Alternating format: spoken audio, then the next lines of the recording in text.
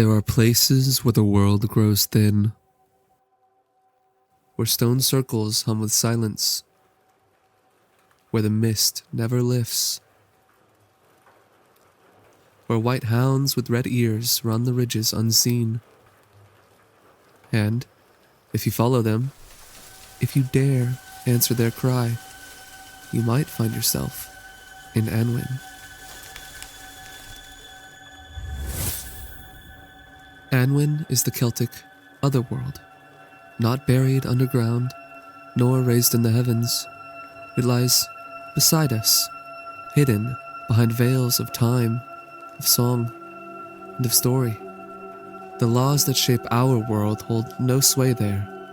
Where we build with stone, Annwn is shaped by story. Where we measure time in hours, Annwn drifts in moments that stretch and fold like waves. It is a place woven not from matter, but from meaning. It is a land of eternal feasts, where hunger does not linger, a land where age does not press its weight upon bone or flesh.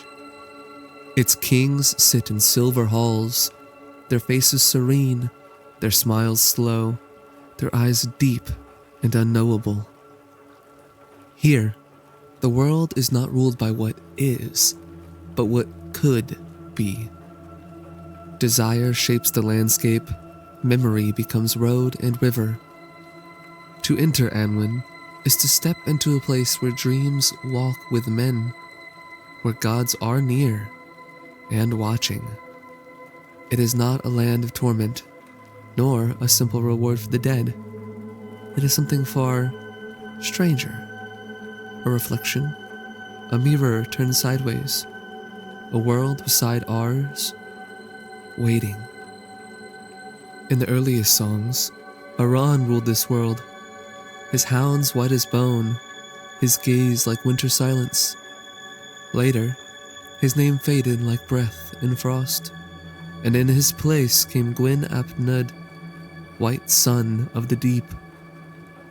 A psychopomp, a king of the Tylwyth Teg, and the master of the wild hunt. He rides through storms to collect the lost and guide the dead. Some whisper that Gwyn and Annwn are one and the same, two faces of the same unknowable god.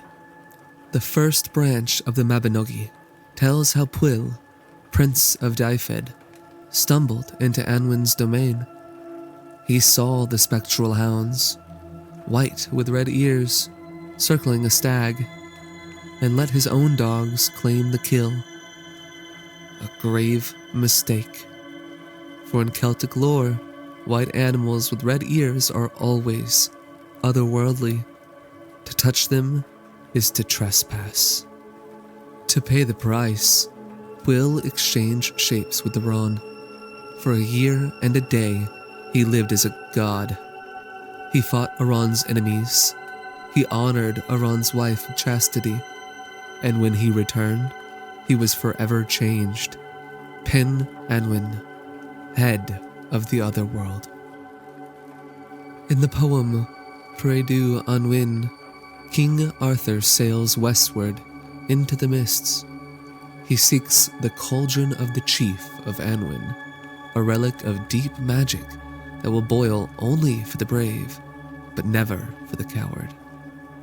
It lies in Caer Sidai, the spinning fortress, or perhaps in Caer Wydr, the castle of glass, or even Caer Pedrifin, the four-peaked keep. These may be names for one place, or glimpses of many. Only 7 of Arthur's men returned. What they saw, what they lost, is never spoken, only sung. The Otherworld does not suffer theft lightly. In Cad Godot, a Maithon steals from Annwn deer, bird, hound, and draws its fury. Annwn answers with beasts of nightmare, a toad with claws like knives, a serpent filled with screaming souls. But Gwydion, the trickster mage, calls the trees to war. He teaches them to walk, to fight, to remember. And when he speaks the name of the enemy's hero, the battle is won. For in Annwn, names are sacred. To know one is to have power. To guess one is to conquer. Some say Annwn is a place. Others say it is a frequency, a layer of reality vibrating just beyond ours. A realm not distant in space, but in resonance. The Celts called such spaces thin places, where the veil weakens, islands that appear at sunset, mountains that vanish behind mist, groves that echo with footsteps no man made. In these places, Annwn can be felt, not seen, but sensed. In time, Christian scribes rewrote the old names. Annwn became Avalon, the Isle of Apples, a place of rest and of healing, where Arthur was carried not to die, but to wait. And yet, the roots remain. Gwyn ap Nudd, grandson of Belai, Athalash, his kin, ruler of Avalon, father of Modron.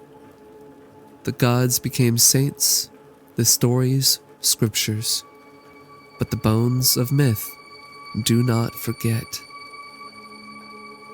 Do not rate the little men of letters, for they will never understand. So says the poet of Preiddeu Annwfn. He means us, perhaps, those who try to bind the otherworld in footnotes and in glossaries, who mistake myth for metaphor, forgetting that sometimes the story is the truth. Annwn is not a puzzle to be solved.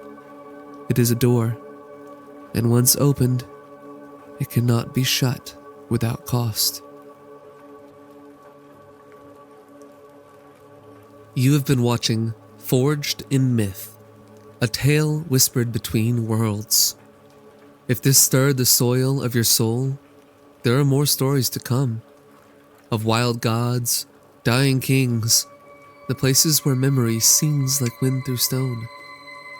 So please, like this video, subscribe to my channel, and put a comment down below which myth you would like to see next. Until next time.